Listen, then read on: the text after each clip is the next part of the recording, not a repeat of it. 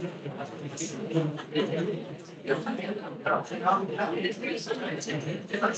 evening, good evening, good evening. Goodbye.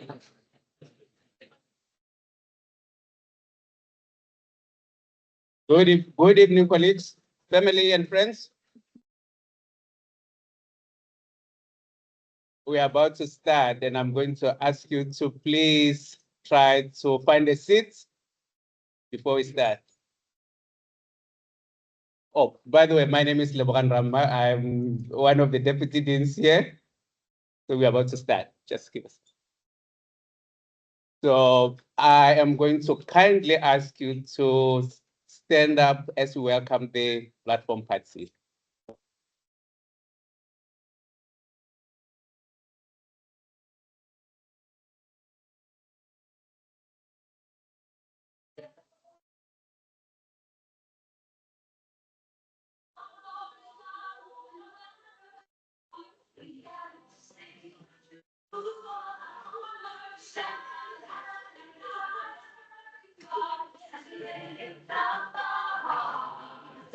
In this land we belong, in this place of the sun,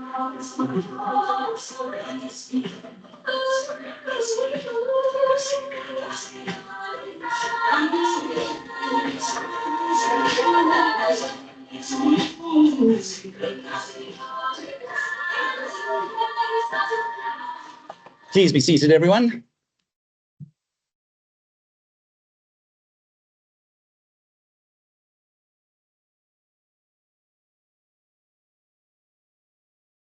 So good evening, colleagues, students, distinguished guests, members of the University of Cape Town community and friends of the university. My name is Professor Brandon Collier-Reid, and I'm the Deputy Vice Chancellor for Teaching and Learning here at the University of Cape Town. And it really is my pleasure to welcome you to this special occasion as you celebrate the joint inaugural lecture of Professors Nikki Wearne and Joel Dave. So I extend a warm welcome to the families, friends, colleagues, collaborators, students, and mentors of Professors Wearne and Dave.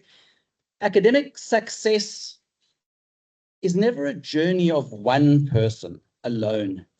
Every academic journey is shaped by teachers who inspire us, mentors who challenge us, colleagues who encourage us, students who broaden our thinking, and loved ones who provide their unwavering support to us along the way. Your presence here this evening in your various capacities is a reminder that excellence is built within communities, trust and shared purpose. I want to take a moment just to welcome the members of the platform party. So we've got Professor Zitsedi from the head of Department of Medicine, who will introduce Professors Wearne and Dave. Professor Levitt, who's the director of the Chronic Diseases Initiative for Africa, and Emeritus Associate Professor Swanepoel from the Division of Nephrology and Hypertension. They will offer the votes of thanks. And Professor Green-Thompson, who is the Dean of the Faculty, will deliver the closing remarks. So as I said earlier, this evening really does mark a truly historic moment for UCT. For the first time in the university's inaugural lecture series, 2 professors will present a joint inaugural this evening. So a round of applause for them. That's a really important.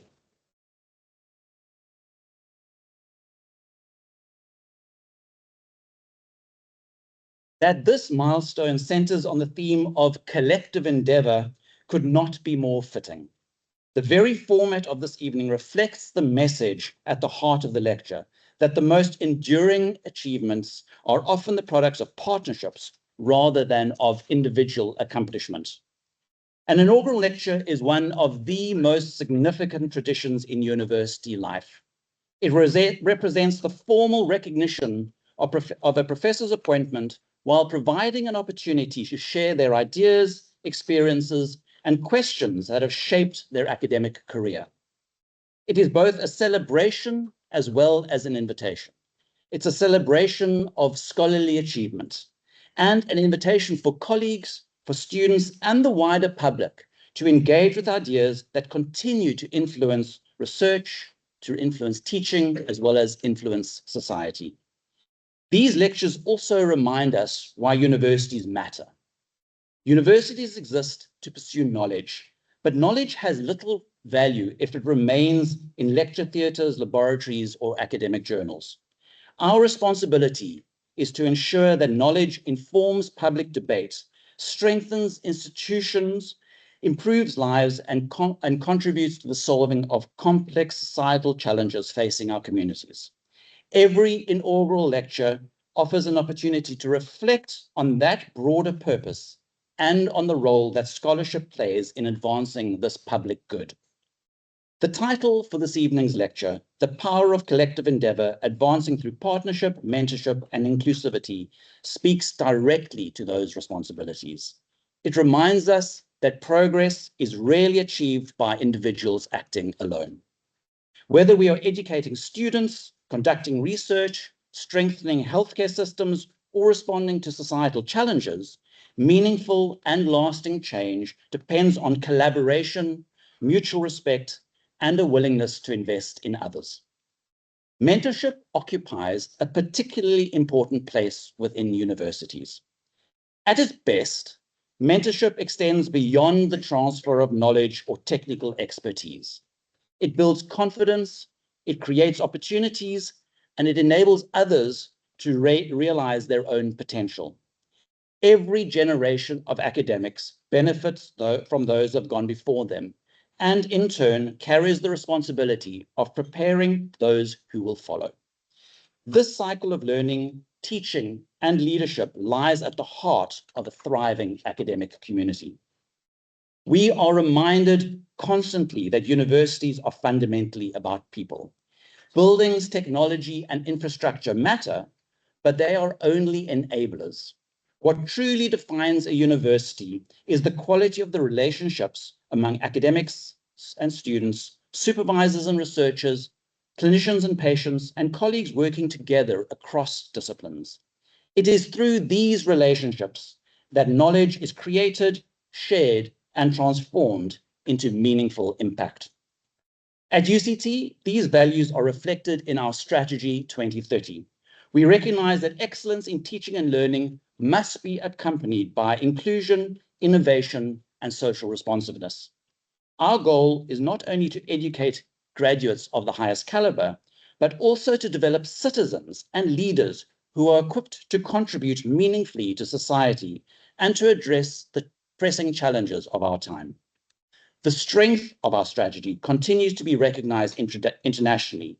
UCT recently retained its position as Africa's leading university in the QS World University Rankings 2027, maintaining its place amongst the top 200 universities. Take that, Wits. The university also strengthened its standing in the Times Higher Education Sustainability Impact Rankings, placing 102nd globally and achieving 9 top 100 performances across the United Nations Sustainable Development Goals, including an outstanding 8th net place globally for partnerships for the goals. These achievements are a source of pride for the University of Cape Town community. They reflect the dedication of our academic and professional staff, the curiosity and determination of our students, and the support of our alumni and our partners from across the world. More importantly, they affirm that excellence is not measured solely by rankings or reputation, but by the impact of our teaching, research, and engagement on society. They demonstrate that collaboration, innovation, and a commitment to the public good continues to define who we are as an institution. Tonight's lecture reflects those same aspirations. Through their reflections on partnership, mentorship, and inclusive leadership, Professors Werne and Dave invite us to consider how we strengthen institutions by investing in people. They remind us that leadership is measured not only by personal achievement, but also by the opportunities we create for others to grow, contribute, and succeed. In a world that increasingly demands interdisciplinary thinking and collective action, this message could not be more timely. This evening is therefore much more about recognizing 2 distinguished professors. It is about celebrating the values that sustain great universities: intellectual curiosity, generosity of spirit, collaboration across disciplines, and a commitment to serving society through knowledge. These are values that have shaped UCT throughout its history and will continue to guide us as we look to the future. So on behalf of UCT, I congratulate Professor Nikki Wearne and Joel Dave on reaching this significant milestone. We are proud of your contribution to this university, to the medical profession, and the many communities and lives that have been enriched through your work. We look forward to hearing your reflections and to engaging with the ideas that you will share with us this evening. It's now my pleasure to invite Professor Tsetsedi to formally introduce Professors Wearne and Dave. Thank you.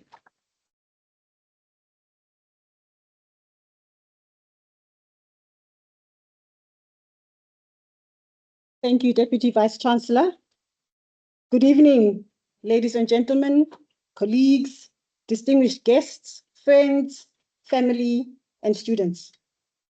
Ordinarily, an inaugural lecture celebrates the academic journey and contribution of a single scholar. This evening, however, is anything but ordinary. We are privileged to celebrate not one, but two inaugural lectures. Tonight, I aim to embrace the uniqueness of this occasion. Firstly, I do not think we need two separate inaugural introductions. And so I will introduce Professor Joel Dave and Professor Nicola Wearne together, reflecting both their achievements and remarkable partnership that makes this evening so special. I'm also fairly certain that all of you are here to listen to them rather than an extended introduction from me. So, with the aim of allowing the focus to remain squarely where it belongs, I will keep my remarks relatively short, a little philosophical, while aiming to appropriately reflect and capture the significance of their contributions. The promotion of Joel and Nicola to the rank of full professor represents more than two parallel and individual achievements. It also reflects a shared commitment to academic medicine, a partnership built on excellence in clinical care and service, education, research, and mentorship. To the best of my knowledge, this also represents an unprecedented milestone at UCT. That is, the achievement of this distinction at the same time by partners in life as well as in academic medicine, as the DVC has already said. Their careers have unfolded alongside one another as leaders in academic medicine and scholars dedicated to improving healthcare delivery. Although their disciplines differ, Professor Dave in endocrinology and Professor Wearne in nephrology and hypertension, the values that have shaped their careers are remarkably aligned. At the center of both careers is the patient. Around that center are defining commitments that have shaped their work and impact, namely education, research that addresses the health priorities of our continent, and the development of others. Both have developed programs, strengthened curricula, mentored generations of students and trainees, and contributed to specialist training that will influence healthcare long into the future. They have also demonstrated a commitment to research that is both internationally recognized and locally relevant. Their scholarship has focused on diseases that carry a significant burden for our populations, including HIV, diabetes, hypertension, and kidney disease, producing work that has impact, work that has improved patient care in our own context, while advancing equitable access to specialist expertise. These commitments have also advanced and defined their leadership. Their work is indisputable evidence that excellence and service are inseparable. Through collaboration, research partnerships, educational activities, and service, they've strengthened institutions and contributed meaningfully to healthcare, not just in South Africa, but across the continent. Both have shown that academic excellence is not only about what we discover, but about what we share. not only about the knowledge we create, but most definitely about the people that we empower. Their greatest legacy, therefore, will not only be measured by publications, citations, grants, etc., but by the clinicians and leaders that they have trained, mentored, and inspired. This evening, therefore, is a celebration of two exceptional scholars who I'm very proud to have in my department, of a partnership that is built on shared values and a shared purpose. And so, ladies and gentlemen, it is my greatest pleasure this evening to welcome first Professor Joel Dave and then Professor Nicola Wearne to deliver the inaugural lectures.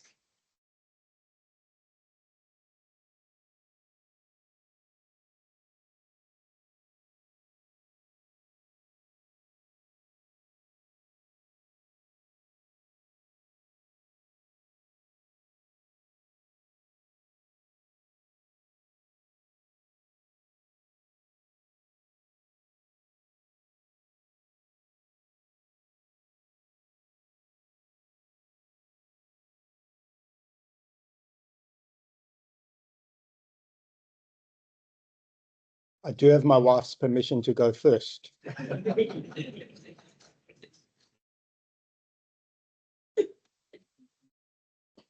So academic medicine is sometimes perceived as being cold, calculating, serious, and perhaps even a little boring. More about grants, publications, and statistics than people, passion, and purpose. Professor Green-Thompson, Professor Collier-Reid, Professor Chedi, Professor Levitt, Prof. Swanepoel, colleagues, family, and friends. Over the next 30 minutes, I hope to convince you otherwise. I hope to show you that when built on teamwork, partnership, and inclusivity, and made possible by the guidance, mentorship, and support of so many people in this room, academic medicine can be inspiring, exhilarating, deeply fulfilling, and yes, an enormous amount of fun. 40 years ago, I walked into this institution as a young medical student. Today, I have the privilege standing before you to give my inaugural lecture after ad hominem promotion to full professor. While much has changed over those 4 decades, one lesson to me has remained constant. No meaningful achievement in medicine is ever the work of one person alone.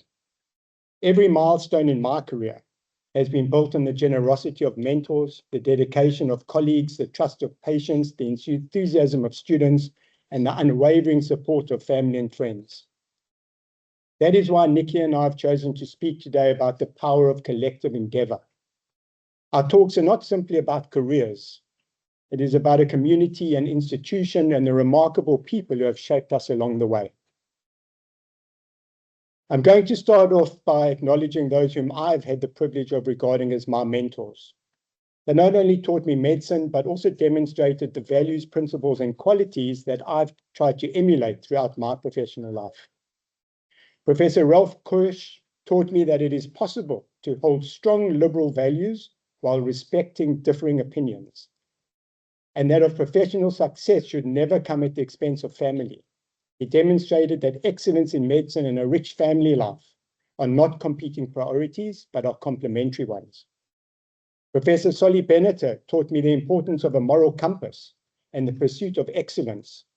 His leadership was courageous, principled, and unwavering.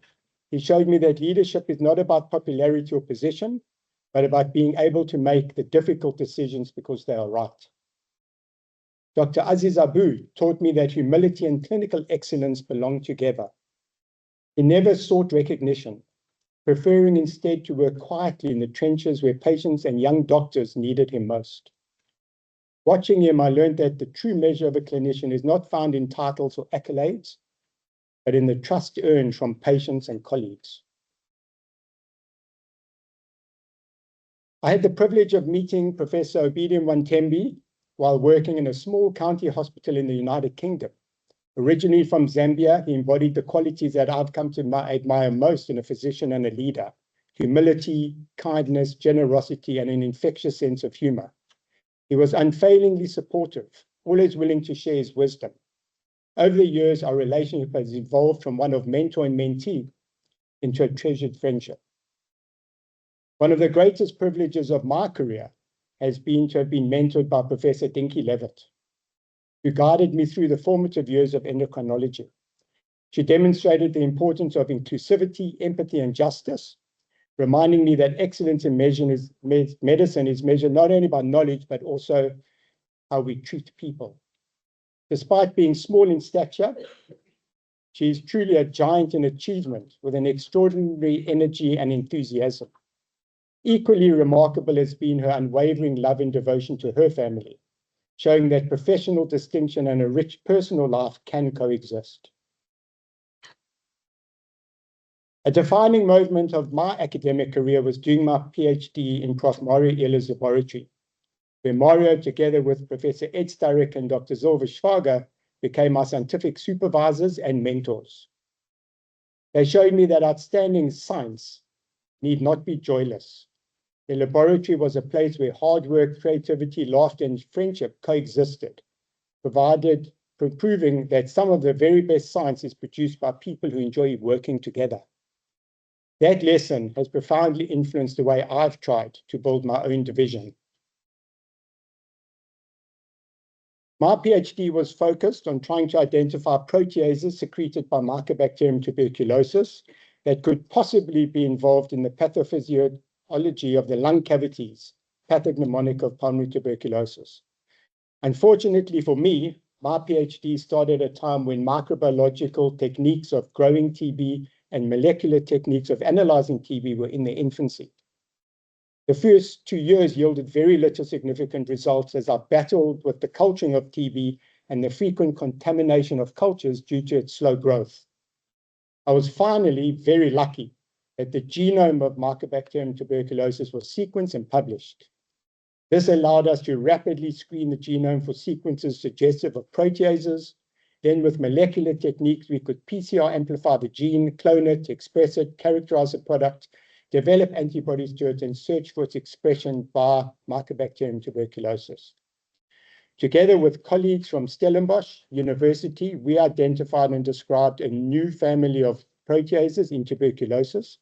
And in my PhD specifically, I identified and characterized the first member of the family, which we called Mycosin 1.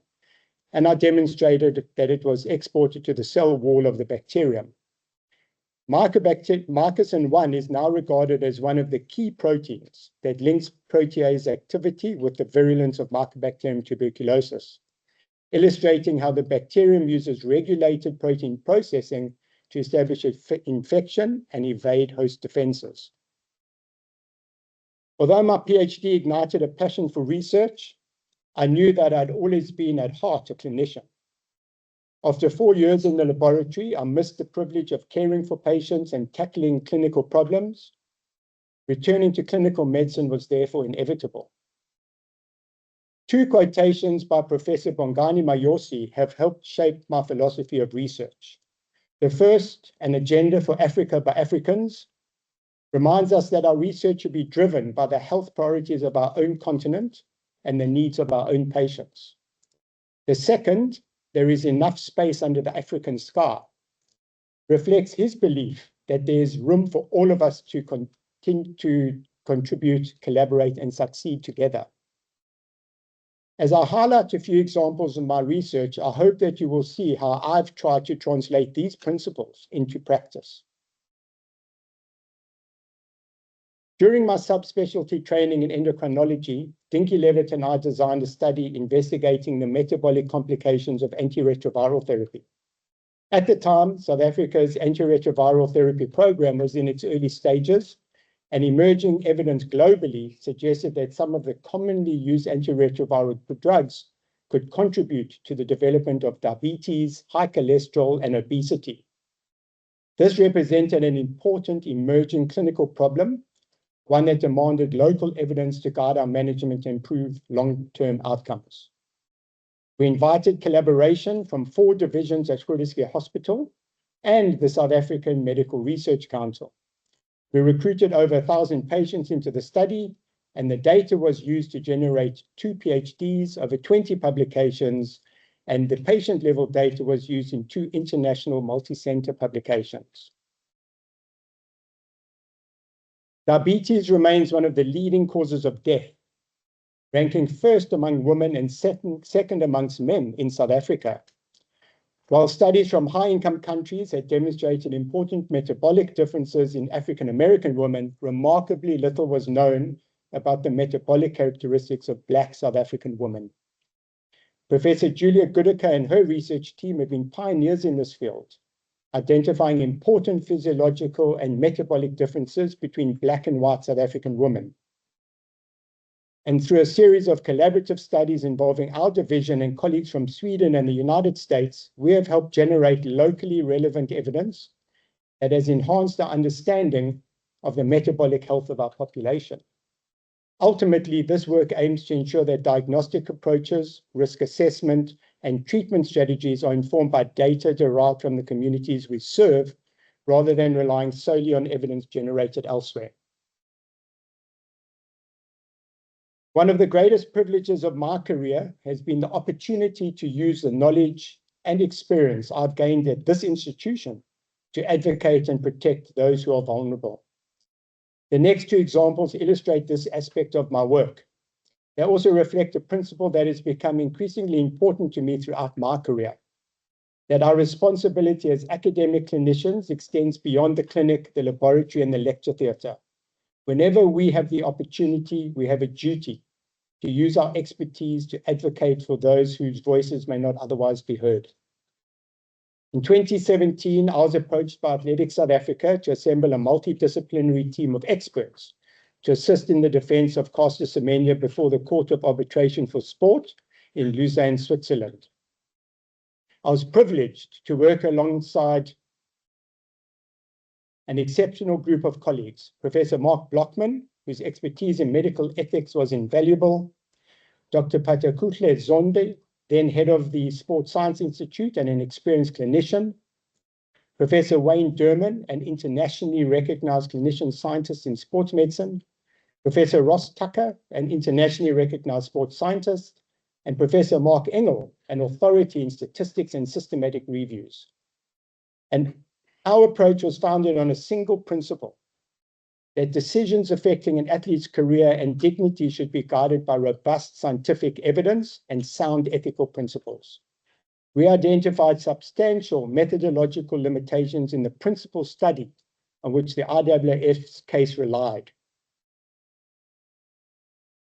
Concerns that were also raised by other scientists within the international academic community. And throughout the proceedings, we remain steadfast in presenting an evidence-based and ethically grounded case in support of Caster Semenya. Ultimately, however, the Court for Arbitration in Sports ruling upheld the IAAF regulations. From my perspective, the decision placed greater weight on expert opinions supporting the regulations than on the scientific uncertainty surrounding the available evidence. And it was disappointing that the perspectives and expertise of African scientists were not afforded greater consideration. A more recent case in which I became involved highlights another form of vulnerability, one that can arise when elite athletes place their trust in the very healthcare professionals who are meant to protect them. Asenati and Hlabakanya's experience is a stark example. He was prescribed and dispensed a prohibited substance by members of the medical profession. When the adverse analytical finding emerged, the support he needed from these healthcare providers was absent. Communication ceased, leaving him feeling isolated, vulnerable, and understandably fearful of the potentially career-ending consequences. Fortunately, the establishment of a players' union ensured that he was not left to face this challenge alone. The union assembled a multidisciplinary team of legal, medical, and scientific experts to support his case, and I was privileged to be part of that team.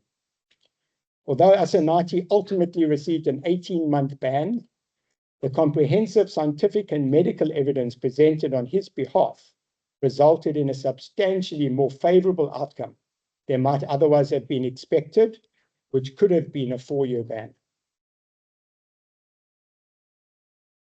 As academic clinicians, we also have a responsibility to be unwavering advocates for our patients' working to ensure equitable access to high-quality care for all.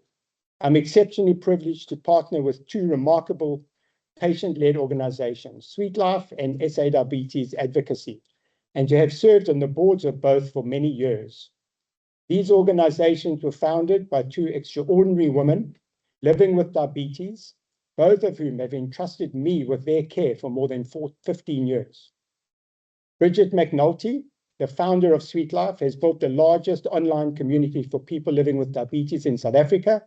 She is an exceptional advocate whose vision led to the establishment of the South African Diabetes Alliance, bringing together patients, healthcare professionals, policymakers, industry, and other stakeholders to work collaboratively towards improving diabetes care.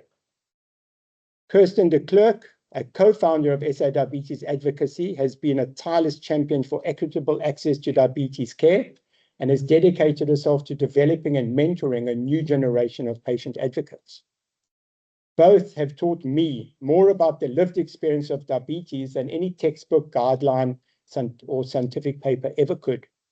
They have challenged my assumptions, corrected my thinking and language when necessary, and reminded me that expertise does not reside solely with the medical profession.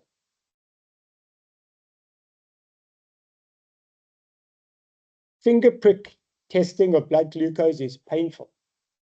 I would like you to introduce you to Sweet Sally, courtesy of Dr. Michelle Careyhill, a pediatric endocrinologist at Red Cross Children's Hospital.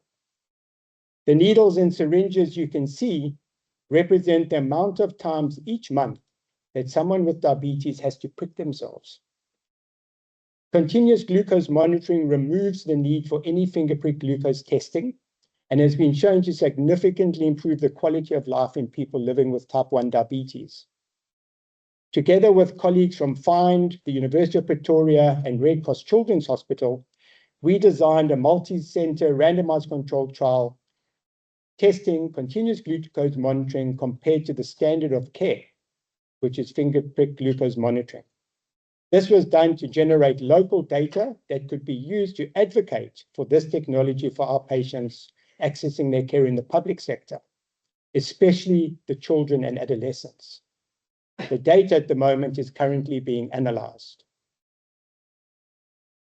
During the COVID-19 pandemic, it became abundantly clear both internationally and in South Africa that people living with diabetes were among those most vulnerable to developing severe COVID-19 and its associated complications with an increased mortality. COVID-19 exposed the vulnerabilities within our healthcare system, none more apparent than the challenges surrounding the management of people living with diabetes. As I conducted ward rounds across hospitals throughout the Cape Peninsula, I was struck by the limited training and support many had received in managing diabetes. It was at that moment that I realized the focus of my career needed to evolve. If I truly wanted to improve the lives of people living with diabetes beyond the walls of my own clinic, my greatest impact would come from educating and empowering the healthcare professionals who care for thousands of people living with diabetes. At the same time, the then Chief Executive Officer of Groote Hospital, Dr. Bhavna Patel, recognized that diabetes deserved greater priority within our health system and made the insightful and bold decision to allocate dedicated space within Groote Hospital for the establishment of a diabetes center. That decision became a catalyst for change, providing the foundation for a multidisciplinary center focused not only on delivering high-quality clinical care, but also on education, research, innovation, and advocacy. Her vision, leadership, and courage have transformed the quality of care that Groote Hospital can deliver to people living with diabetes. After sourcing funds through public-private partnerships with pharmaceutical companies, the Groote Hospital Diabetes Center was born. The center welcomed its first patient on the 27th of January, 2022, marking the beginning of a new chapter in diabetes care at Groote Hospital. The center is more than simply a new clinical space. It represents a fundamentally different model of care, one centered on the patient and built on multidisciplinary collaboration. During a single visit, a patient can be seen by an endocrinologist, diabetes educator, dietitian, podiatrist, and any other member of the multidisciplinary team. The centre transformed not only the quality of care we provide, but also the experience and pathway of care for people living with diabetes. Globally, diabetes is responsible for approximately 1 million lower limb amputations annually, equivalent to 1 amputation every 30 seconds. Every limb saved represents far more than a surgical success. It preserves mobility, independence, dignity, and quality of life. A cornerstone of improving diabetes care within our division has been the establishment of a dedicated diabetes foot service. Led by our podiatrist Nadia Dembski, this service was the first of its kind in the Western Cape and the first dedicated public sector diabetes podiatry service established in more than 3 decades. Through her expertise, meticulous attention to detail, and extraordinary compassion, Nadia has transformed the lives of many patients. For those of you who may be a little squeamish, you may wish to look away as I show you what can be achieved with expert, compassionate, multidisciplinary foot care. This patient with diabetes has a septic gangrenous wound on his toes. With meticulous care, the lesions were healed, almost certainly preventing a major lower limb amputation.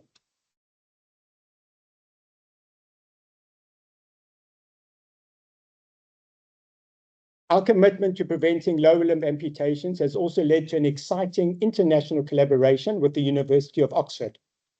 Together with Professor Andrew Farmer and DPhil candidate Gemma Houghton, we embarked on a program of research to generate evidence that would make a tangible difference to the lives of people living with diabetes in South Africa. Gemma's work has brought together patients, healthcare professionals, and policymakers to better understand the barriers to high-quality diabetic foot care. The workshops she has facilitated, the data she has generated, and the educational videos she has developed will create practical tools that will influence clinical practice. I have no doubt that this work will have a lasting impact, not only by educating healthcare professionals and empowering patients, but also by informing future policies, guidelines, and models of care. Motivated by my experiences during the COVID-19 pandemic and inspired by my deepest belief that education is the most powerful weapon which you can use to change the world, I became convinced that education had to be at the heart of our mission. By equipping healthcare professionals with knowledge, skills, and confidence, we have the opportunity to influence the care of far more patients than we could ever reach ourselves. We have established diabetes education courses for healthcare professionals. I'm particularly grateful to the Grooterskloof Hospital Trust team, led by Chris Evans and Kira Lee Cunard, whose support was instrumental in securing the funding from the Harry Crosley Trust that has enabled these courses to grow. I would also like to recognize Sister Boyawa Machikela Glangamandla, and Lisa van Wyk, who have been the driving force behind the organization and the delivery of these courses. To date, we have trained more than 1,500 healthcare workers from across the Western Cape, including colleagues from primary healthcare facilities, district and regional hospitals, and tertiary centers. It's been very exciting to establish an educational partnership with Harvard University through one of our UCT's very own alumni, Dr. Martin Abramson. Martin is an amazing clinician and scientist who is the director of the Division of Continuing Medical Education in the Department of Medicine at Beth Israel Deaconess Medical Center, which is affiliated to Harvard University. In 2025, a collaboration between Harvard University and the divisions of endocrinology, nephrology, and cardiology at Grooterskloof Hospital hosted an online 5-module diabetes education course for doctors in Africa. And in November this year, we will be conducting a 2-day in-person diabetes training course in Harare and Bulawayo in Zimbabwe. But perhaps the most exciting educational innovation we have embraced has been the inclusion of people living with diabetes as teachers of our registrars and fellows. For too long, academic medicine has relied predominantly on textbooks, lectures, and scientific journals. while giving insufficient recognition to the value of lived experience. Patients from the public and private sector taught us lessons that no textbook or journal could ever convey. They've reminded us that our patients are not simply recipients of healthcare. They are our partners in learning, our partners in research, and ultimately some of our greatest teachers. Finally, a few aspects of my career have brought me greater satisfaction than being involved in training the next generation of physicians and endocrinologists. I remain deeply committed to the education and mentorship of our medical registrars and endocrine fellows. I'm especially proud of our division's long-standing role as the preferred training center of endocrinologists for Africa. Among our greatest achievements has been the training of the first female endocrinologists for Malawi, Botswana, and Zimbabwe, and soon we'll be training the first female endocrinologist in Namibia.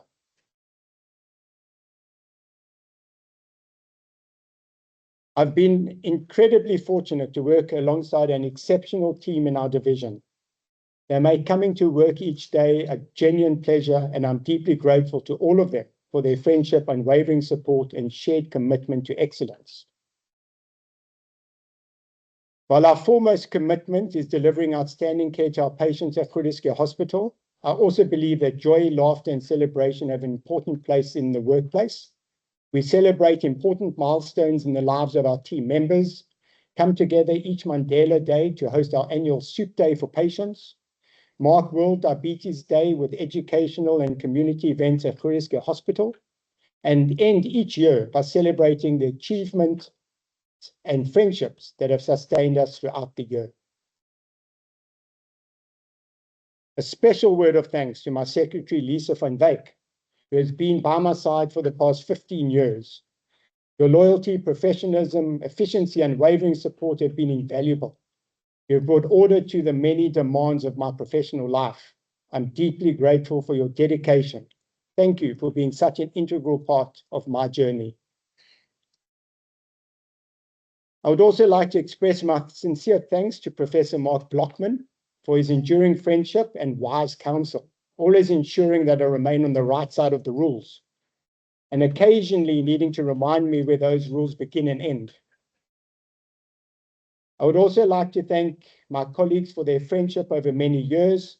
Their humor, camaraderie, and ability to create moments of laughter have provided a welcome counterbalance to the demands of our work at Groote Schuur Hospital. Their friendship has been a constant reminder that while our profession is serious, it is the people we share the journey with who make it both rewarding and sustainable. My deepest gratitude goes to my parents, siblings, and children, whose unwavering love, encouragement, and understanding have been the foundation upon which my career has been built. A career in medicine is demanding, often requiring long hours, missed family occasions, and sacrifices that are shared by those we love. Yet, throughout every stage of this journey, my family have supported me. They have celebrated the successes, carried me through the disappointments, and constantly reminded me of what truly matters. Their belief gave me the confidence to pursue opportunities that I could never have achieved alone. To my children, Jake, Sasha, and Layla, thank you for your love, understanding, and your willingness to share me with my work. I hope that you know that you guys are my greatest source of joy and inspiration.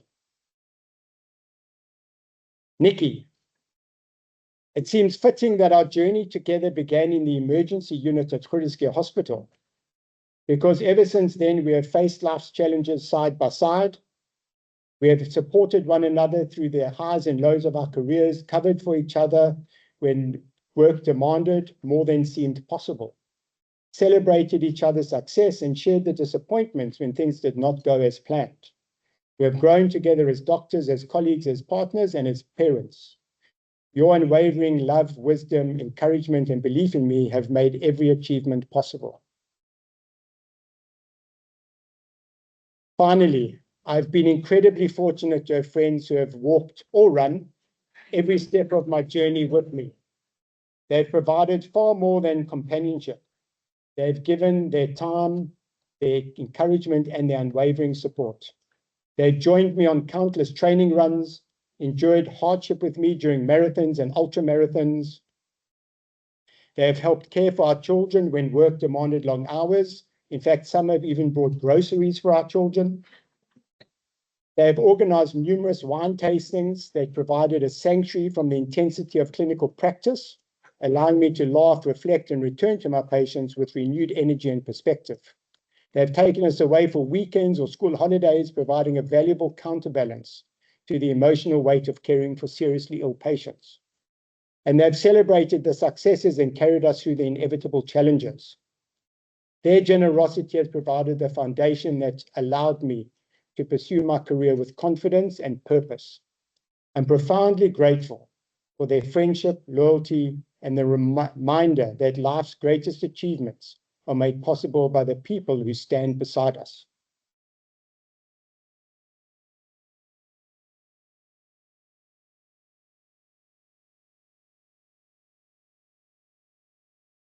Can I get the telephone?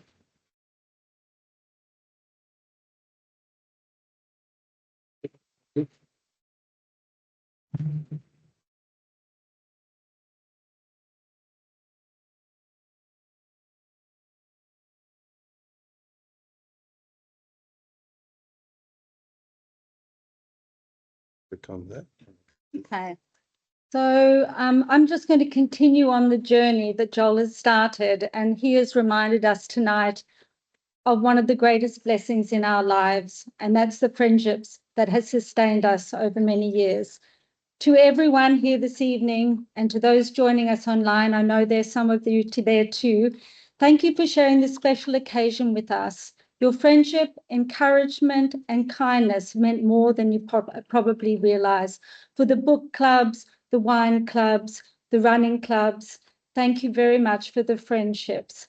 Academic careers, as Joel has mentioned, are often measured by publications, grants, and promotions.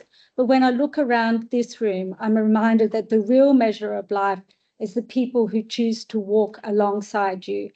Thank you for celebrating this evening with us. We are deeply grateful for your friendship, your support, and for being part of our journey. So no one builds a career alone. There are the people who quietly shape who we become. Tonight is really a celebration of those people, the mentors who opened doors, the colleagues who became lifelong friends, the patients who taught me the most important lessons, and the teams who've made every achievement possible. This lecture is my opportunity to say thank you to you. So every journey has a beginning, and mine certainly didn't begin the way I expected. I arrived in Cape Town from Sydney as an enthusiastic Australian medical student. For those who knew me back then, I had a flower in my hair, not sure what to expect, on the background of some of my friends who actually had been to Wearne Hospital, and quite frankly, the stories terrified me. So I decided that I was destined for the Fruit-Skier trauma unit, and when I started, I found myself suturing nonstop for what felt like an eternity. I then quickly realized that I wasn't destined to be a surgeon. So I decided I needed to find someone very important and someone who could show me what internal medicine was really about. So I wandered around looking for the most important looking person that I could find. And completely by chance, I ran into Dr. Abu, who's pictured there. When I asked him, who could I talk to? Sorry, I just want to go backward. So when I asked him, who could I talk to about doing my elective internal medicine? He simply put his arms around my shoulders, smiled and said, come, and he took me to C15. So looking back now, that short walk across the corridor from C14 to C15 really changed the course of my career. And Dr. Abu taught me something that has stayed with me forever, that medicine begins at the bedside with curiosity, kindness, and careful observation. Everything that followed really started here. So then I met Vanessa Birch, who's very kindly here today. I'm so grateful, Vanessa, thank you. And I met Vanessa on the first day of my registrar training at GF Worcester Hospital. Worcester was an extraordinary place to train. As registrars, we worked incredibly hard, learned together, looked after one another, shared a spirit of collegiality, resilience, and grit that has stayed with me throughout my career. There were amazing people at Ulster at that time, and some of them are in this room tonight. Tom Creday, Nishad Schroeder, Graham Menkes, Kevin Reeby, and then there was Vanessa. Vanessa has an extraordinary gift. She can take the most complex clinical problem and make it beautifully simple. She taught us to ask better questions, to reason through uncertainty, and to never lose sight of the person behind the disease. For Vanessa, the bedside was always the classroom. Every patient encounter was an opportunity to learn. Perhaps the greatest lesson wasn't about medicine at all. It was about people.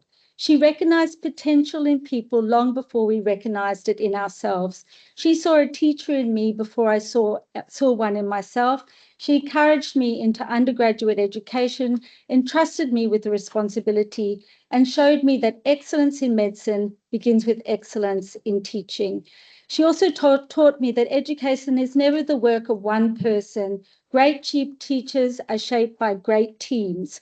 The culture she and so many others created at GF Ulster profoundly influenced the way I teach today and the kind of teams I aspire to build. So Vanessa was one of the many extraordinary teachers I was first fortunate to learn from during my registrar years. However, these are the people that welcomed me into the nephrology community. Of course, they taught me nephrology, but they also taught me something much bigger. They showed me how to build an academic career with integrity, how to collaborate rather than to compete, how to support colleagues, and how to remain grounded when work became difficult. They also tried to teach me something I'm still working on, how to balance career and family, and how to create healthy boundaries. And I'm not entirely sure I've mastered that lesson, yes. Each of them influenced my career in different ways, but together they created a community where people genuinely wanted one another to succeed. That is perhaps the greatest lesson they gave me, and it's the culture I've tried to build within our own division. So when we talk about teachers, we often think about senior clinicians or professors, but some of the greatest teachers I've learned from are people whose names rarely appear on publications or lecture programs. Our nurses have taught me patience, practical wisdom, and that the smallest act of kindness can make the biggest difference to a patient. I really want to pay a special tribute to Eleanor, and she is here tonight, so I'm very, very touched, who patiently taught me how to perform peritoneal dialysis. Like so many great nurses, she didn't just teach us skills, she taught me how to care. Our multidisciplinary team, our social workers, Lungi and Ongezwa, our transplant coordinators, clinical technologists, and Daniel's here tonight, dietitians, and so many others have continually reminded me that excellent kidney care is never delivered by one person. It's always a team effort, with every member bringing something unique to the patient. And then there are the patients, the greatest teachers of them all. Every encounter, many have taught me really what matters most in life. Some have taught me acceptance, some have taught me courage, some have taught me resilience. The greatest teachers, however, have been the people I've had the privilege to work alongside and the patients who entrusted me with their care. Everything I know about medicine has been shaped by many hands, many hearts, and many lives. And now I'm just going to focus a little bit on my research career. So none of my research journey happened alone. Mike Pascoe, who was the head of nephrology when I first started out, he simply said in the corridor one day, "You need to do your research on HIV kidney disease." And that single conversation changed the direction of my career. Wearne encouraged me to ask bigger questions, think more broadly, and gave me the confidence to develop an academic career. And then Charles, and I'm so grateful to Charles, opened doors internationally. He introduced me to collaborators, opportunities, and the wider nephrology community, showing me that our work in South Africa could contribute globally. And Frank Post, who's pictured at the end, became an incredible mentor during my PhD. His generosity, guidance, encouragement helped me reach the finish line, and it took a very long time. So yeah, I eventually got there. Together, they laid the foundation for everything that followed in my HIV kidney disease research. So I just want to take a step back to what it looked like when I first started. When I entered nephrology, HIV had transformed medicine. We were seeing young people, often with advanced HIV. Antiretroviral therapies were only just becoming available in the public sector. Young patients were dying. And for those who developed kidney failure, access to dialysis and transplantation was very extremely limited. This wasn't just a medical challenge, it was a profound human crisis. As a young nephrology fellow, I became fascinated by the spectrum of kidney disease we were seeing in people with HIV, where kidney disease was what was directly causing kidney disease by HIV, what was related to the other opportunistic infections, how was antiretroviral therapy in preventing or changing these diseases, and that curiosity became the foundation of my research journey. So I very quickly realized that I needed to get very much more proficient at understanding the kidney biopsy. So that led to one of the most rewarding collaborations of my career. Dr. Maureen Duffel, Dr. Franz Peter Botha, and Dr. Brendan Price is here tonight. Thank you, Brendan. They taught me not just how to read them, but also how to think about them. Together, we have built one of the largest biopsy cohorts of people living with HIV in Africa, and none of my HIV papers would have existed without their partnership. In addition, I also acknowledge Elmi, so thanks Elmi for being here, who generously invited me into her HIV positive transplant program. That collaboration allowed us to extend this work into transplant pathology, a completely new chapter in the story. Together, we were building the evidence that changed HIV-associated kidney disease, how it's understood, how it's classified, and how it's managed. So my first paper was published in NDT, which was my stepping stone to my PhD, and I'd like to thank Andrew Bull, who was my statistician with that paper. Thank you very much, Andrew. And then the 3 studies that followed formed the core of my doctoral work. Together, they allowed us to better define the spectrum of kidney disease in people with HIV, including those that were transplanted. I'd especially like to acknowledge Catherine Manning, whose expertise in statistics was instrumental in bringing paper 3 and 4 to life. So when I started in nephrology, just to summarize, I was living, if you were living with HIV and developed end-stage kidney failure, this was a death sentence. But South Africa was changing. Community activists, NGOs, researchers, clinicians, policymakers changed the conversation. Access to antiretroviral therapy transformed lives, and gradually the way we cared for people with HIV began to change. In 2008, thanks to Brian, who helped me, we established the HIV Kidney Clinic at Groote It became a place where we could understand HIV-associated kidney disease and optimize treatment. One of the most important milestones, however, was the work led by Elmi Muller, who showed that kidney transplantation in carefully selected people with HIV was not only possible, but successful. And this was also allowed for acceptance onto dialysis programs, which was a very big stepping stone for the time. So today, what seemed impossible has now become standard of care. We can now offer dialysis and transplantation to people with HIV. So research taught me how to understand kidney failure, but caring for patients with kidney disease, but caring for patients with kidney failure taught me something even more important. Medicine is not just about the patients we can cure or transplant. It's also about the patients we cannot. And that's when I learned the lesson that has shaped the next chapter of my career. No patient should be abandoned. So this tension has defined much of my clinical career. Around the world, chronic kidney disease is increasing, but nowhere is the challenge greater than in resource-constrained settings. In South Africa, access to dialysis in the public sector remains extremely limited. Every week, we need to meet to discuss who will benefit from dialysis, knowing that not everyone will receive it.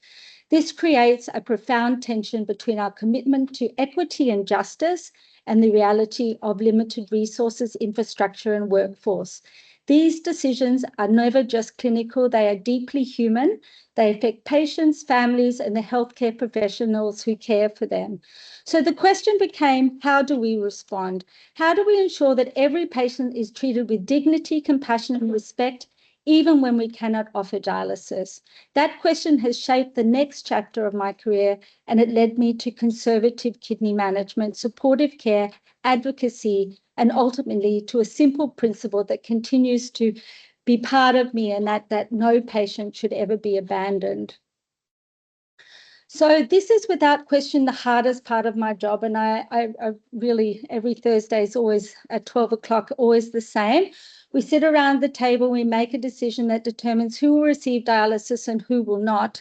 No matter how objective the selection criteria, there is no objective way to tell someone that treatment which could save their life is simply not available. Rationing dialysis is not simply a health system problem, it is a profoundly human problem. It affects patients, families, and the healthcare professionals who carry these decisions long after the meeting has ended. Every person around that table feels the weight of saying no when every instinct says yes. But it also has taught me that important lesson of my career. Even though we cannot offer dialysis, we must never stop caring. Compassion should not be rationed. Every patient deserves dignity, honesty, and compassionate care, regardless of whether dialysis is possible. So this next journey really began with my own moral distress. Like many nephrologists working in South Africa public sector, I found myself having to tell patients they can't get dialysis very, very difficult. But I also felt that we can do so much better than we're doing at the moment. And that question led to many conversations with my wonderful palliative care colleague, Professor Werne Krause, who's also here. So thank you, Werne.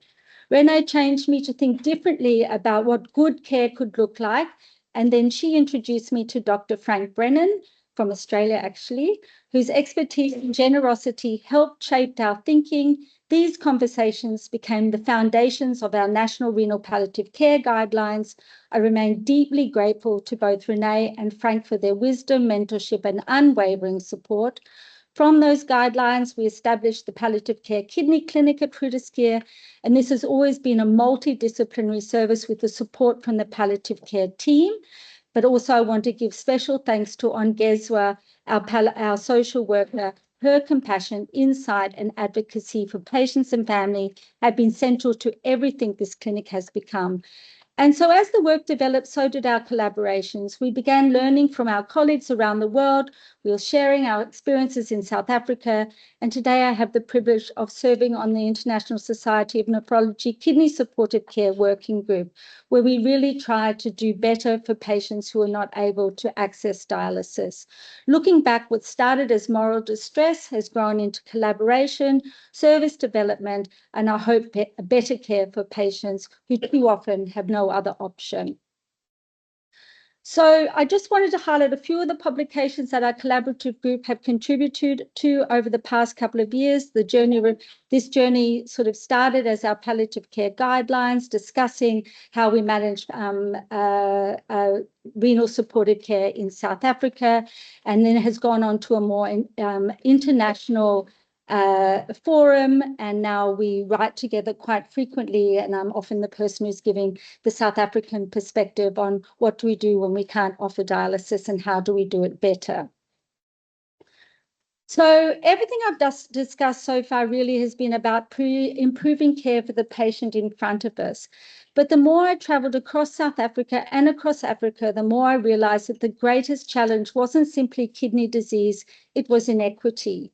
Access to kidney care still depends far too much on where you were born, where you live, and what are the resources you have available around you. So my journey naturally evolved from caring for one patient to asking how could we build systems to improve care for millions. And if inequity is difficult for adults, and I've got Minion in my ear, it's even more profound for children.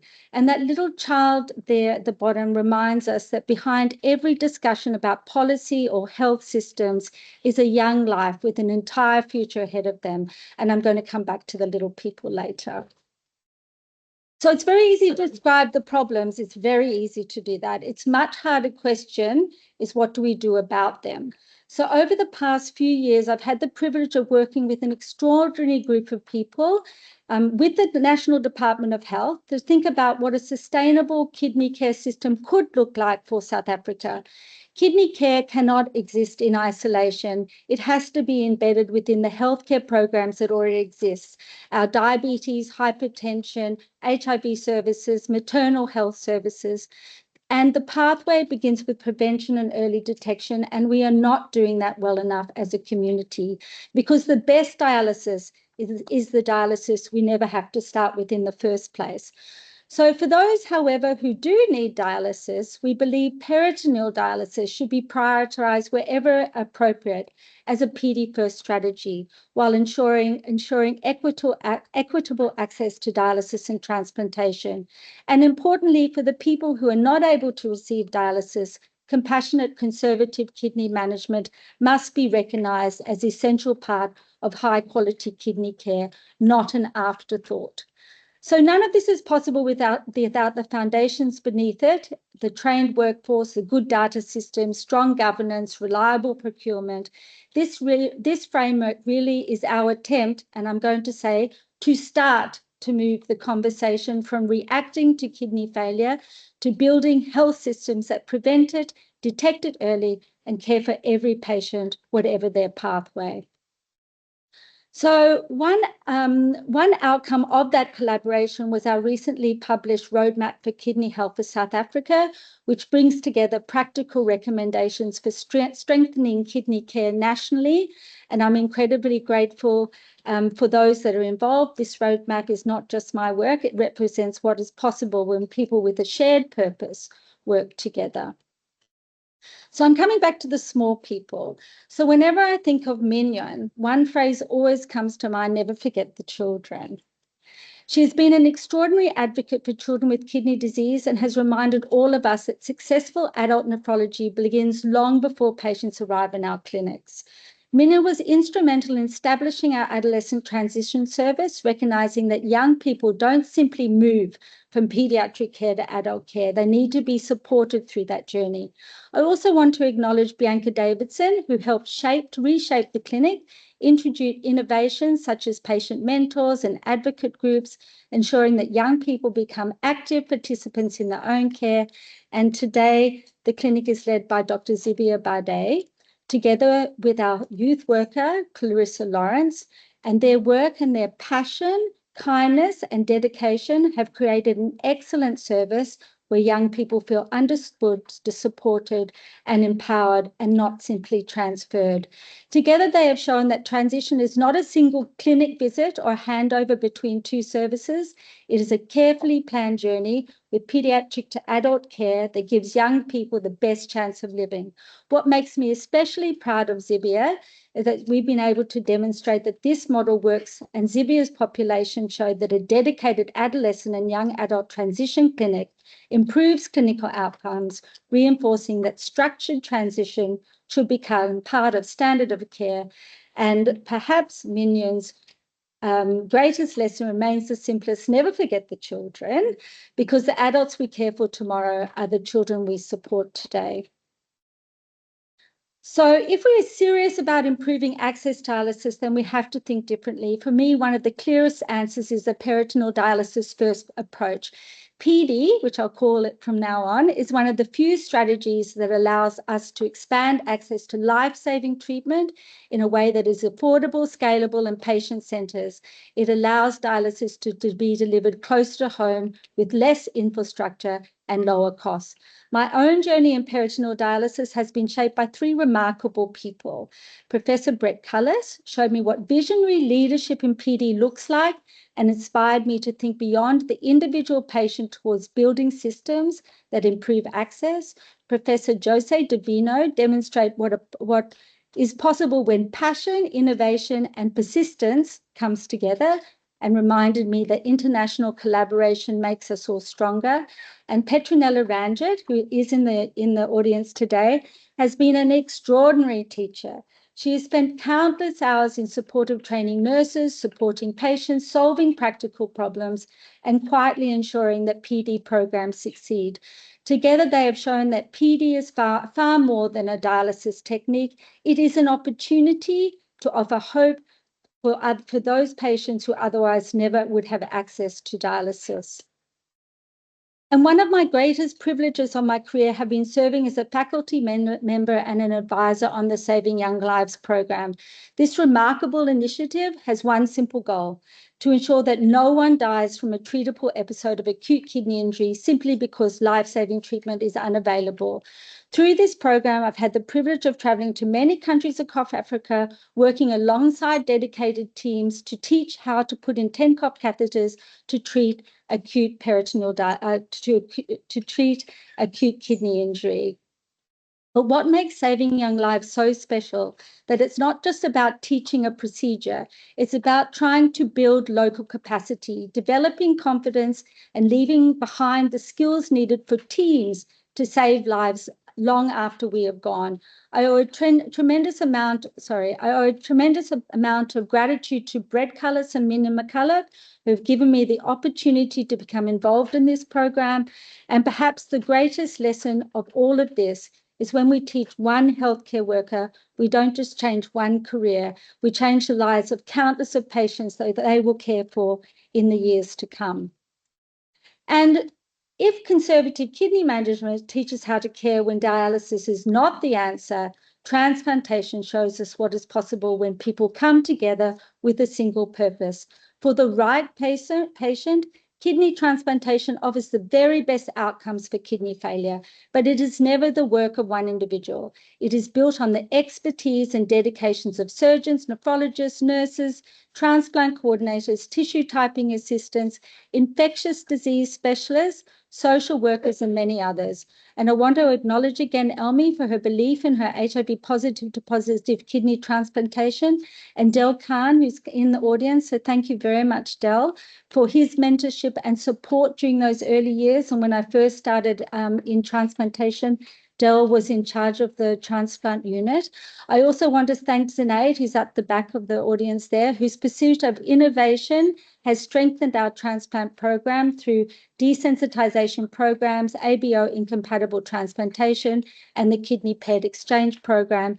And I really wanted to pay a special tribute to Sister Fiona McCurdy, who's now retired, but Fiona has taught me that the generosity of living donors is one of the greatest gifts in medicine, and they deserve the same compassion, respect, and lifelong care that we give to every transplant recipient.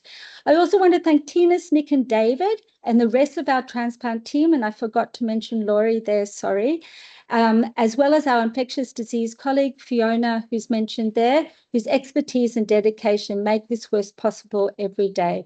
So transplantation is perhaps the greatest example of collective endeavour in medicine. No single person performs a transplant, but together we give patients the chance to live full and meaningful lives. So this is the part of the career that has given me the greatest joy. We often measure success, as we've said, by patients we treat, the papers we publish, or the programs we build. But over the years, I truly believe that our greatest legacy is not the work we leave behind, it's the people we train and help to grow. Watching medical students, physicians, registrars, and nephrology fellows develop into confident clinicians, respected colleagues, future leaders has been one of my greatest privileges of my career. And I just want to acknowledge the extraordinary partnership we have, the International Society of Nephrology. My team and I have had the privilege of training fellows from across Africa. Together, we have created opportunities for young nephrologists to develop skills, confidence, and develop their nephrology training. Many of these colleagues have returned home to establish new services, train the next generation, and in some cases be the only nephrologist serving an entire region, even an entire country, and even looking after the pediatric colleagues as pediatricians as well. What is often less visible, I really want to mention this, is the personal sacrifice behind that journey. Many come here for years, away from their families, friends, and support networks to train here in South Africa. I take my hat off to all of you. Your commitment, resilience, and willingness to make these sacrifices, all in the pursuit of better kidney care for your communities, is truly inspiring.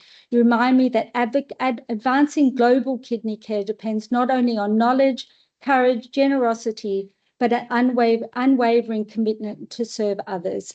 And I just want a few other pictures of some of the other fellows that I've had the pleasure to work with. So these remarkable young people, colleagues in the room, I met when they were all in fourth year medicine.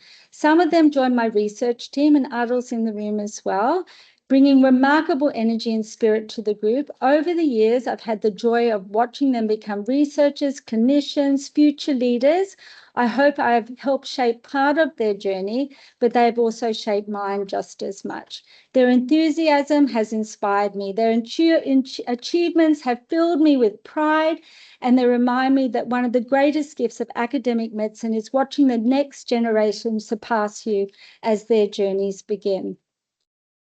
So just a bit of a dark patch that went along the way, but leadership is easy when everything is going well.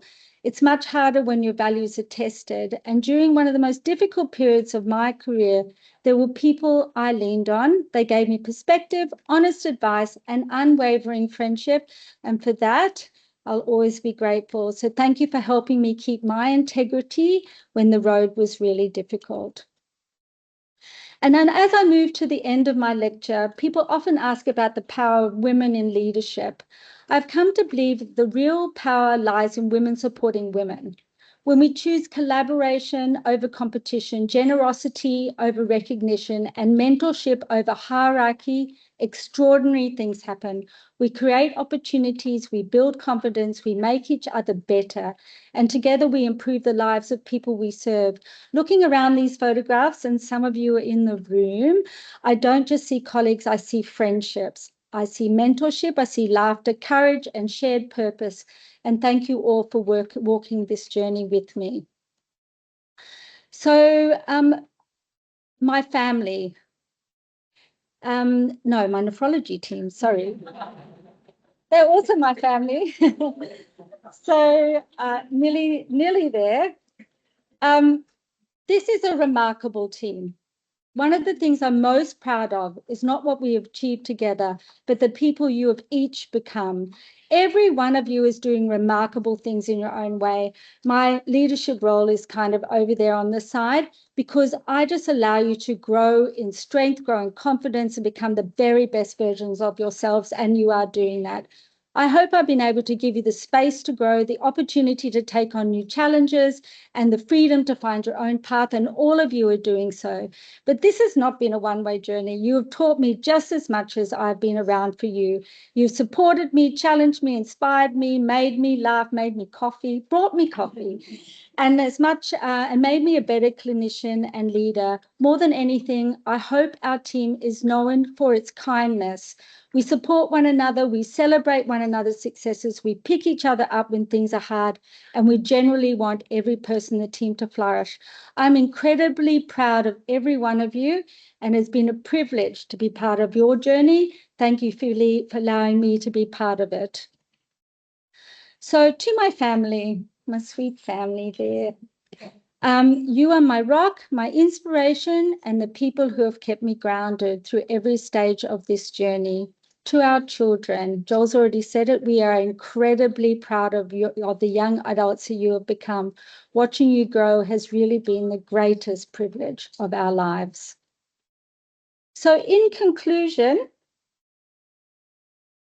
my glasses aren't big enough now, so I can't see what I'm going to say here. We're going to make this a little.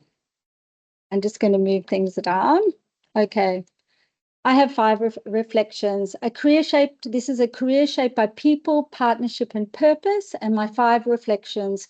No one changes kidney care alone. It needs big teams. Teaching really involves teaching and learning from many. Partnerships multiply impact. Training the next generation is our greatest legacy. Kindness, integrity, and service will always matter more than accolades. And then what Joel has taught me, unwavering support makes anything possible. Family matters above everything. Focus at one task at a time, because I have a bad habit of doing that. Still loves me despite the ups and downs, and his ethical principles have kept me grounded. So thank you all for walking beside me through every chapter of this journey. None of this would be possible without all of you in our lives. So I just want to thank you very much. And with that, I will say thank you very much for attending.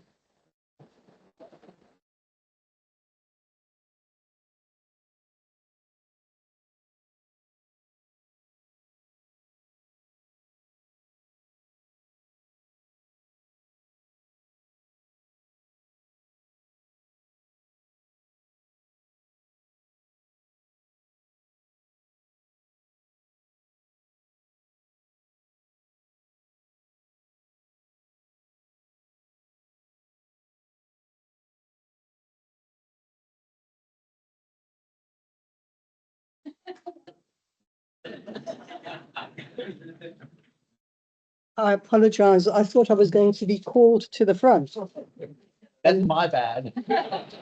and rapped over the knuckles. I think it's very hard to actually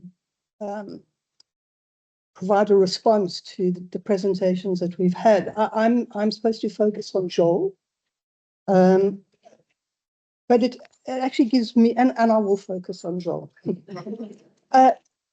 To be honest, it gives me incredible pleasure to give you a vote of no conduct. No, yes.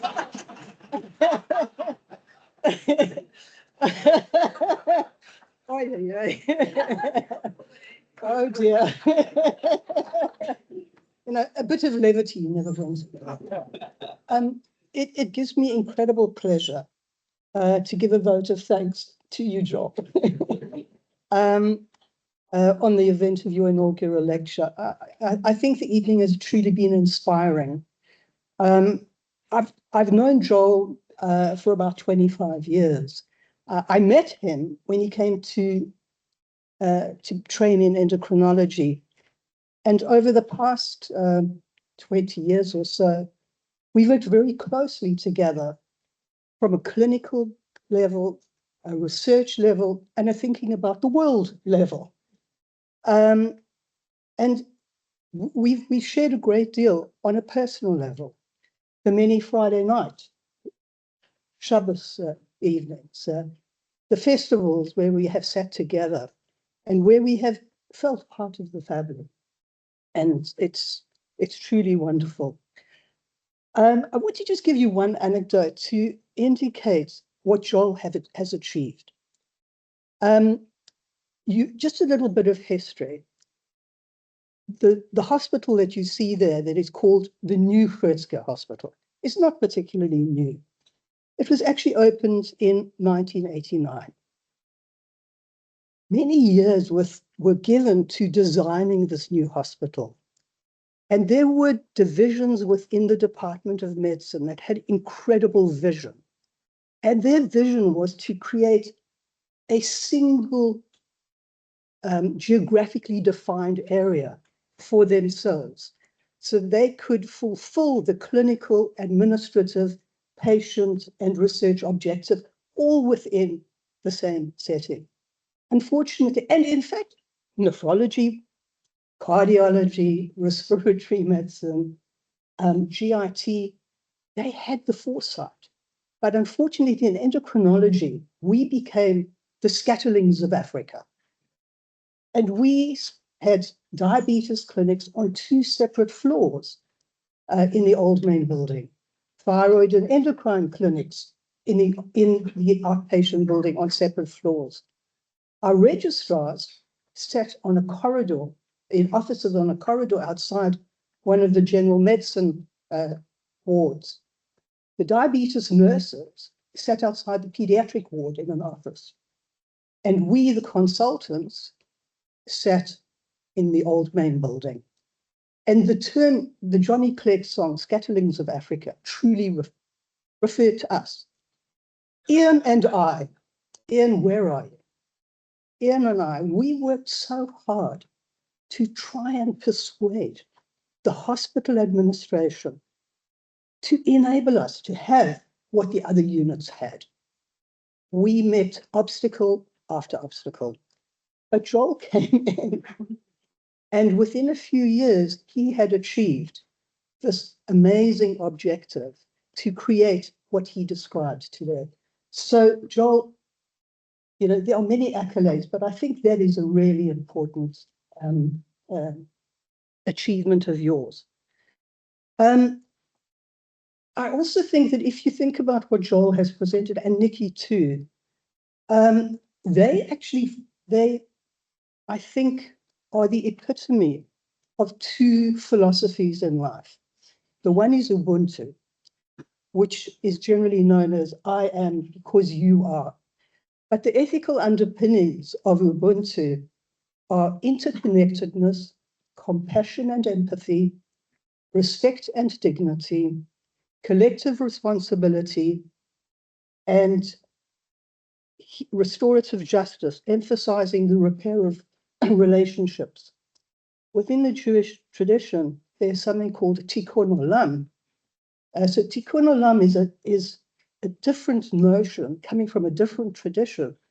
And this started in the 2nd century in the Common Era, where it was first mooted, but it was actually brought to the forefront much more in the 1500s through the Kabbalah, actually. And at that time, the Kabbalists saw the world as shattered. And if you think about our world is really shattered. That the world is shattered like a vessel, and it needed fixing through inner devotion, study, and acts of personal kindness.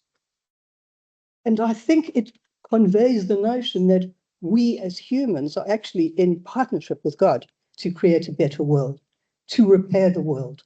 And I think if the interconnectedness of these two philosophies, they come from such a different worlds, but they speak to a common humanity. And I think that that is beautifully illustrated by your presentation tonight, Joel. And yours, Nikki, although I'm not supposed to speak about you. So thank you so much for asking me to give this. It is truly a privilege. Congratulations, Joel.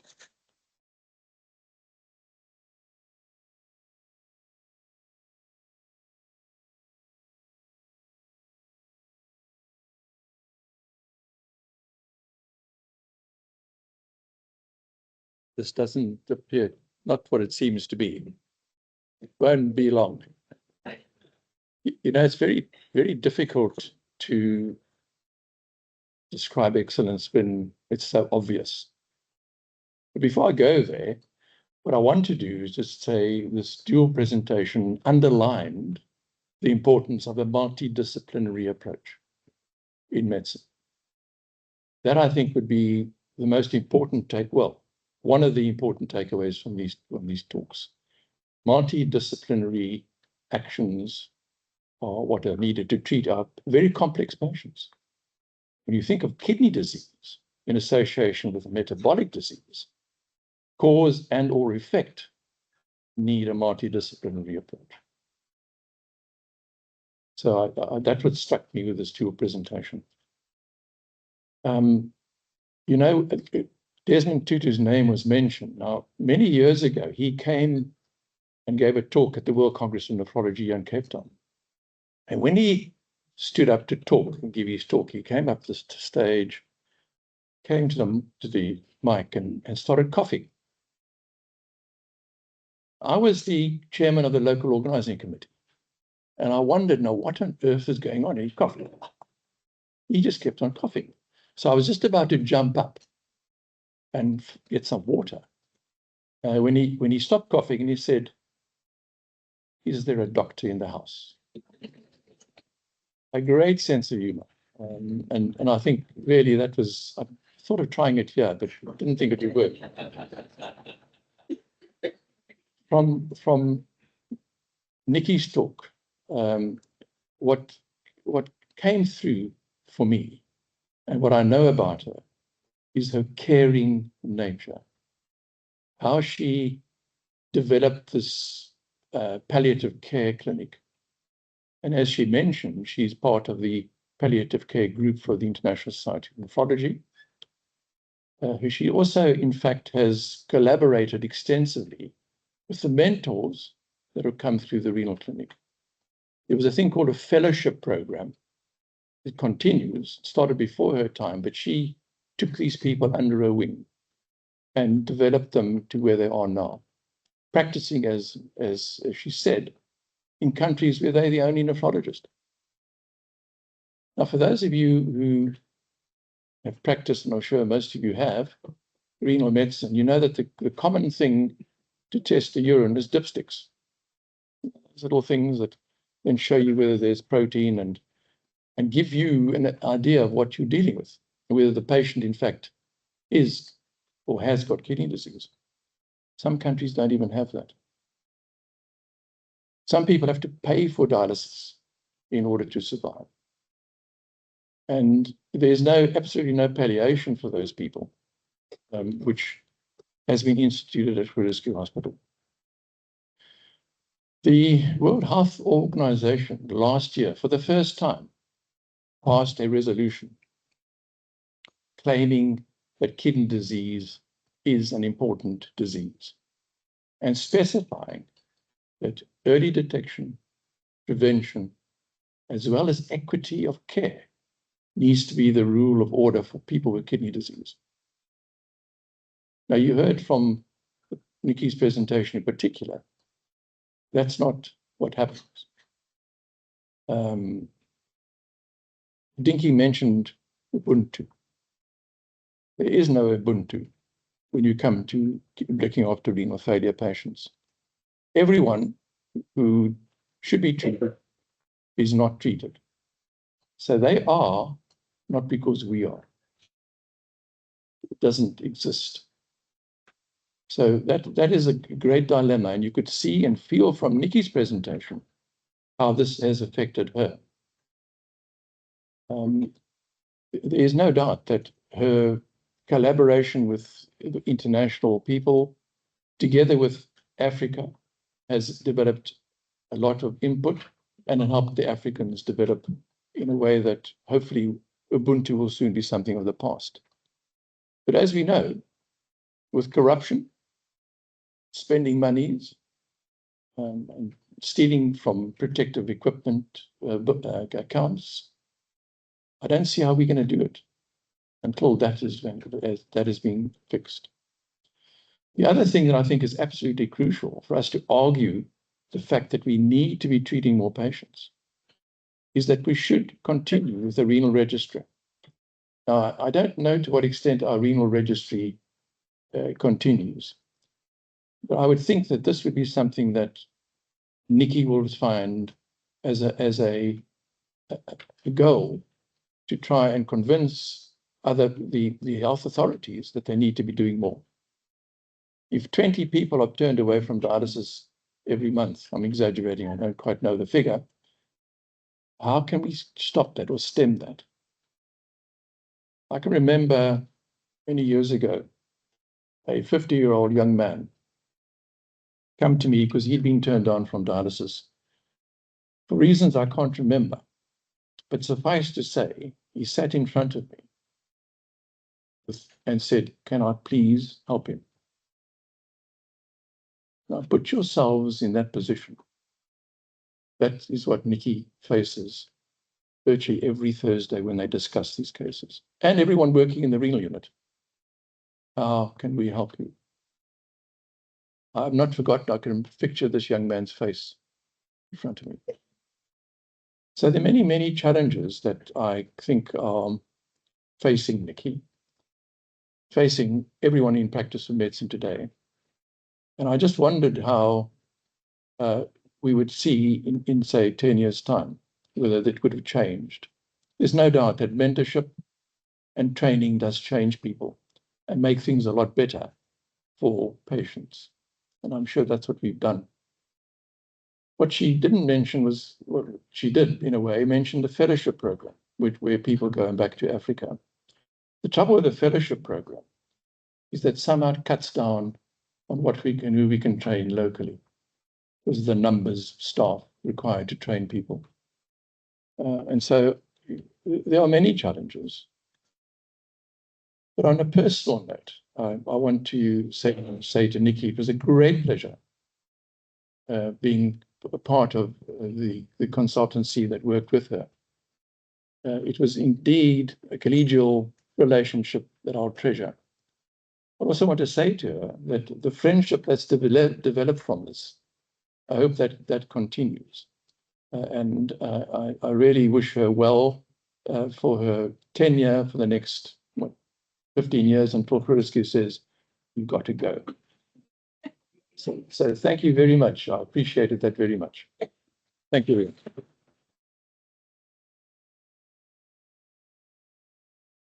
So before I once again fail in my duties, I'd like to invite the Dean of the Faculty, Professor Green Thompson, to deliver the closing remarks. It's the one part that traditionally doesn't happen is a specific invitation. Molweni, Toda Raba, Inkosi kakhulu Kaisikai Gangans. In thanking the two of you this evening for weaving two stories, albeit separate, but stories told together, providing us with two additional patches for this quilt that is our growing faculty, that each of your stories now through these inaugural lectures become an integral part of who we are as a faculty, and the quilt in an African spirit of the thing that covers us all. And so thank you very much for what you've done this evening. I think it's just one more stitch in this fabric that we continuing to weave here at the foot of the Urikwacha mountain. Let me especially acknowledge Jake Dave, Layla Dave, and Sasha Dave. I was pleased to meet Sasha earlier just before we started and recognize that she's part of the faculty already.